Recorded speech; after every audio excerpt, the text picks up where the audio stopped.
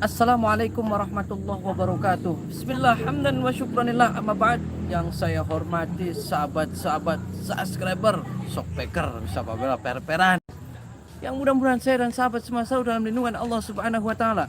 Alhamdulillah pada kesempatan malam yang berbahagia ini, berbahagia karena saya nanti pot wiwitan, pot jadi berbahagia. Jadi saya pada malam hari ini berada di gerbang masuk daripada Syekh Maglung Sakti di daerah Kapetakan, Cirebon. Waduh, Cirebon. Jaga dewek. Hoi warga Kapetakan dan sekitarnya. Alah. Jadi beliau adalah Syekh Maglung Sakti, itu orang yang menurut saya adalah luar biasa lah. Beliau adalah seorang tokoh penyebar agama Islam di Cirebon yang punya kesaktian yang istimewa. Jadi panglima perang di Cirebon nih. Jadi kalau ada yang macam-macam di Cirebon, Syekh Maglung Sakti nongol. Dengan kesaktiannya, dengan kehebatannya, dengan kejadugannya, beliau adalah seorang pahlawan penyebar agama Islam di wilayah 3 Cirebon. Beliau adalah Syekh Maglung Sakti. Seperti apa beliau, nanti saya akan bincang-bincang dengan juru kunci dan kita akan keliling-keliling di seputaran makam daripada Syekh Maglung Sakti. Sebelumnya saya akan salawat Nabi dulu. Allahumma salli wa sallim wa barik alaihi wa ala alihi wa sahbihi. Allahumma salli ala Muhammad ya Rabbi salli alaihi wasallim. Allahumma salli ala Muhammad ya Rabbi salli alaihi wasallim. Rabbi fanfa'na bibarakatihim wahdinal husna bihurmatihim. Rabbi fanfa'na bibarakatihim wahdinal husna bihurmatihim. Salawat istighfar, perbaiki salat sahabat. Bisa jangan caprak bos, bungis setan belek, setan enggus kepret pak. Jadi ketika salat kita baik, insya Allah kehidupan kita akan lebih baik sahabat. Mudah-mudahan kelak saya dan sahabat semua yaumul qiyamah, yaumul mahsyar akan mendapat syafaatnya Rasulullah sallallahu alaihi wasallam. Amin Allahumma amin. Baca cung. Apal beli salawatnya gitu cung. Apal. Bener ke? Demi apa? Mie ayam dah. Coba salawatan. Anak mes. Sholli ala Muhammad ya Rabbi sholli alaihi wasallim. Allahumma sholli ala Muhammad ya Rabbi sholli alaihi wasallim. Rabbi bangfana bibarhadim wafi nabatinal kusna bihurmatim. Rabbi pangpana bibarhadim wafi nal kusna bihurmatim. Wih, luar biasa. Waduh, luar biasa. Anak ngapal maning beli bocah cilik aja wong dawuk saja. Jangan dong, kanggo jajan. Apal selawat. Kanggo jajan. Salaman. Mana maning beli? Wah, kisi jauh sunat. Salim bisa salim. Sampai apal beli selawatan ke? Apal, Pak. Apal beli. Apal. Bareng-bareng ya. Iya. Bareng-bareng. Allahumma sholli ala Muhammad ya Rabbi sholli alaihi wasallim. Allahumma sholli ala Muhammad ya Rabbi sholli alaihi wasallim. Rabbi fanfa'na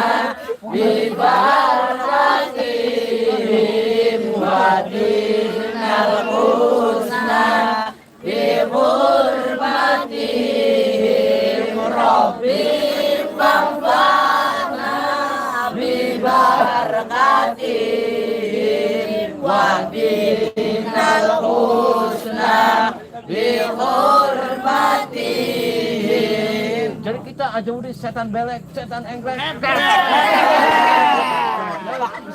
Sun. Yo.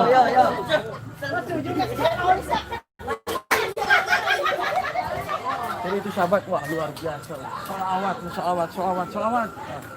Jadi kita ketika terus mendawamkan sholawat kepada baginda Nabi kita Muhammad Shallallahu Alaihi Wasallam, insya Allah kehidupan kita akan lebih baik. Insya Allah. Apalagi sholat kita diperbaiki, baca Quran kita diperbaiki, insya Allah. Assalamualaikum. Waalaikumsalam warahmatullahi wabarakatuh. Sehat Pak? Sehat. Alhamdulillah.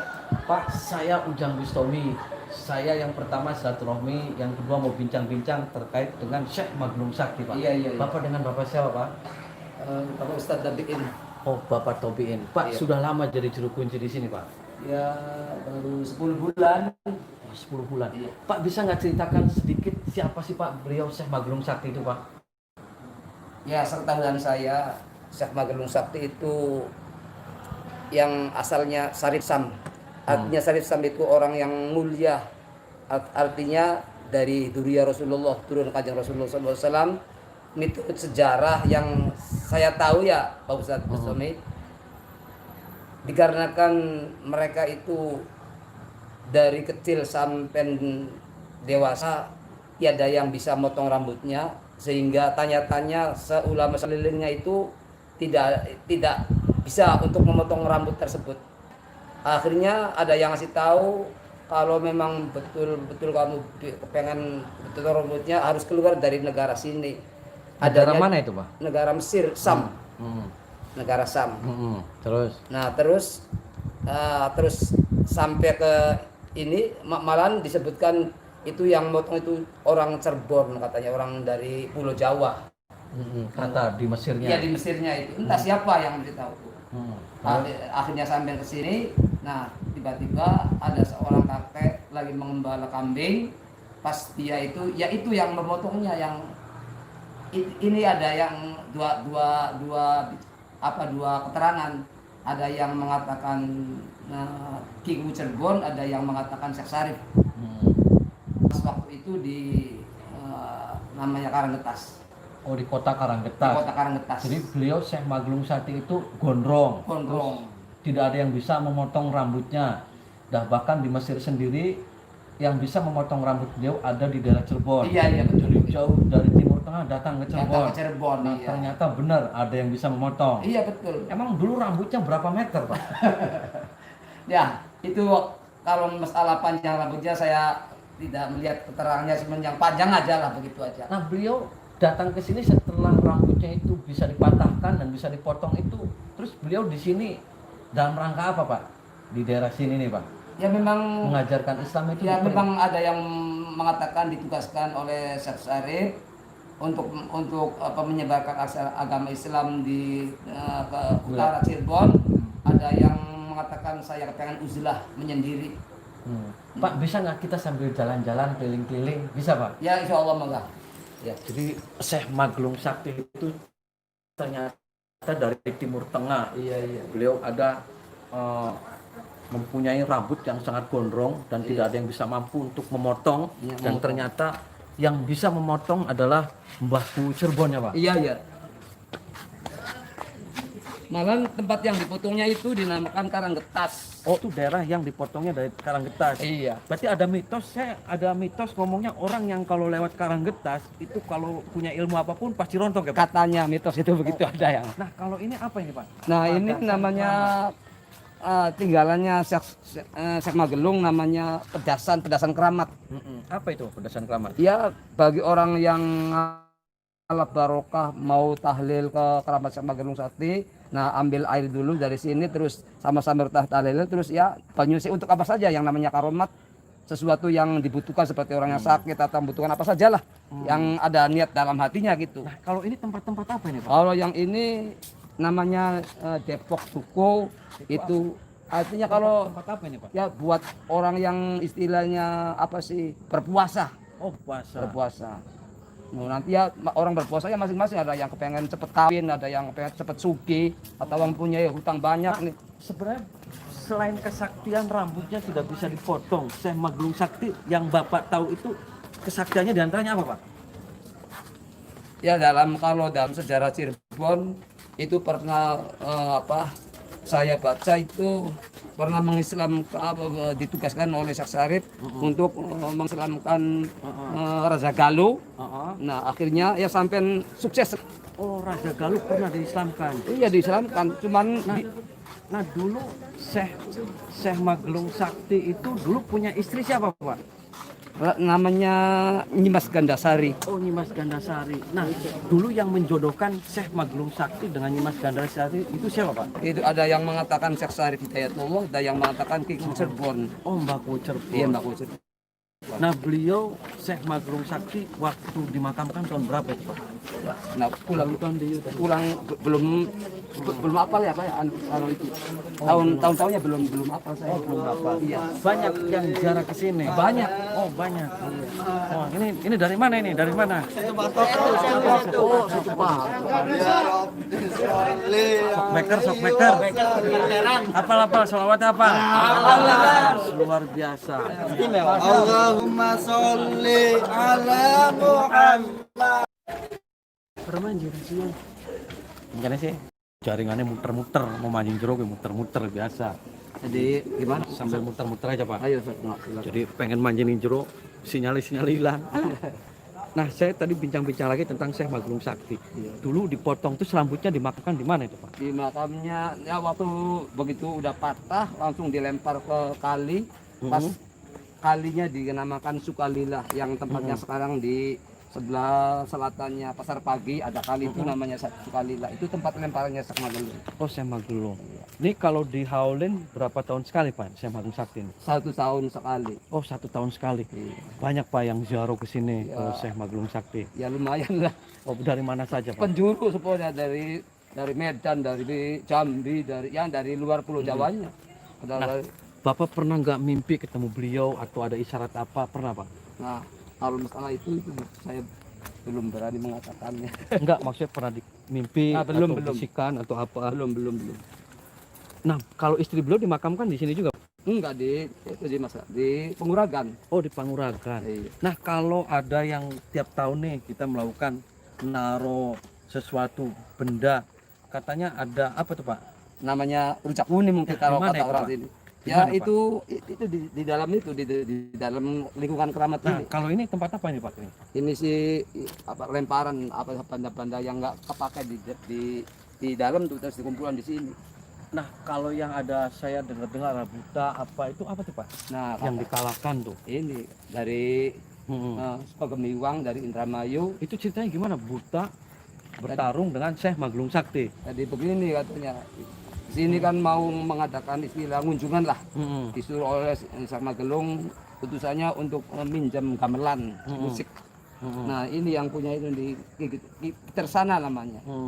Terus Pas sampai sono itu disembunyikan si gamelan tersebut. Bilangnya nggak ada yang minjam lah gitu aja. Akhirnya suruhan Syekh Maglung itu kemari lagi pulang lagi. Nah, terus kemungkinan ya dilihat dengan secara mata batin, wah ini nggak jujur. Akhirnya langsung Syekh Maglung sono pas tanya lagi itu gemuruhnya berbunyi disembunyikan di dalam kali. Akhirnya ketahuan, oh berarti kamu itu bohong. Begitu. oh, berarti bisanya dinamakan Syekh Maglung Sakti itu kenapa itu, Pak? Dulu nama aslinya siapa, Pak? Syarif Sam. Oh, Syarif Sam. Terus beliau yang bisa menyebut Syekh Maglung Sakti itu siapa? Ya mungkin nama dari asma laqab tersebut karena mempunyai istilahnya rambutnya panjang dari itu digelung itu diikal bagi biar nggak kelihatan. Oh. Nah, pas itu dipotong itu berarti rambutnya sudah nggak panjang lagi, Pak? Ya iya udah patah. Nah, senjata andalan beliau itu apa sih, Pak? Nah ini diantaranya yang apa itu? saya ini Apa itu, namanya Pak? payung. Payung. Payung apa Pak? Mana payungnya Pak? Ini di dalam aja Pak lihat. Itu buat apa itu payung itu Pak? Ya ceritanya waktu diperintah oleh Syekh Sarip, ya nggak diperintah dengan Syekh Saripnya mengisahkan negara telaga itu Majalengka. Nah ini sejarahnya ini payung. Oh payungnya buat apa itu Pak? Ya buat waktu Perang. itu waktu dengan orang Buddha ini. Oh, jadi ada senjata andalan daripada Syekh Maglung Sakti, payung. Waduh, payung. Sampai sekarang.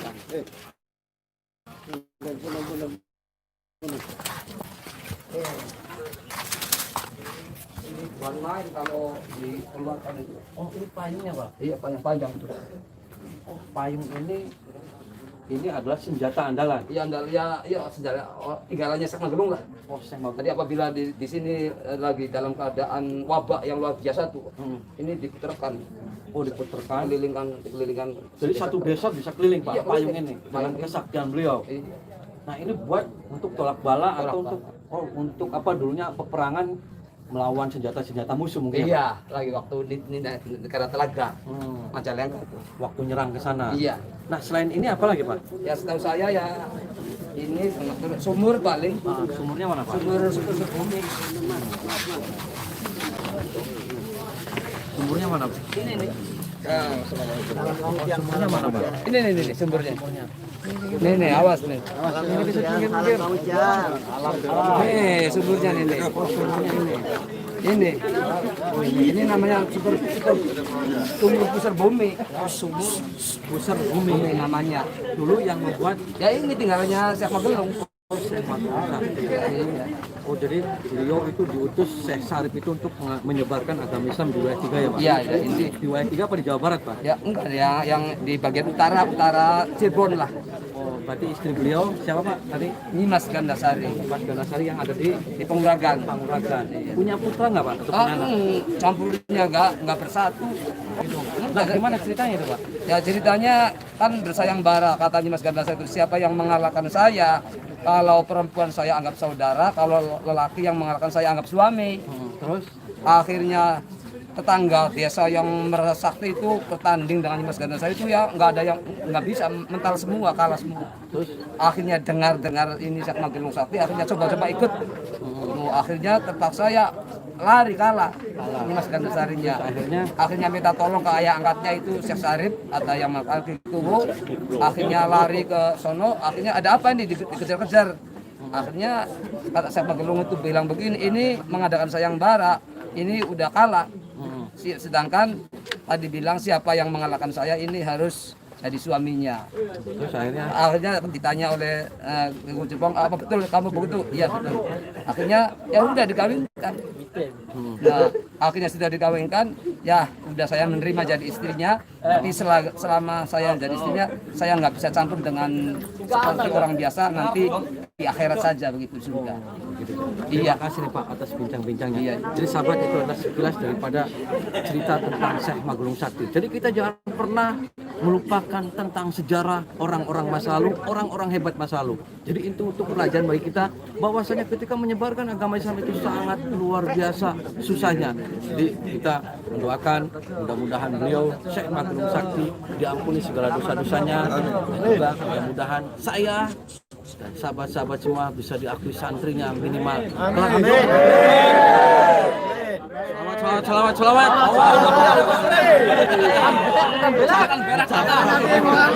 Yuk, selawatan ya. Ya.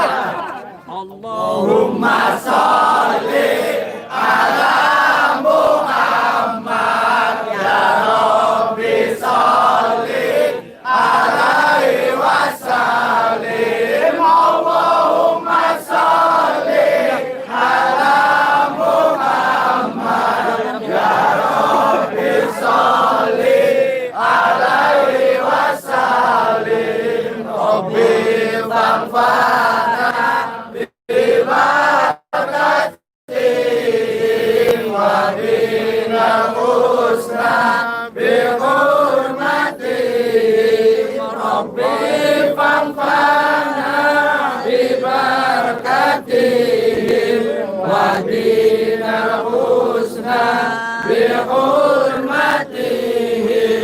Matur suwun. Mudah-mudahan kita kelak yaumul kiamah, yaumul masyar akan mendapat syafaatnya Rasulullah sallallahu alaihi wasallam.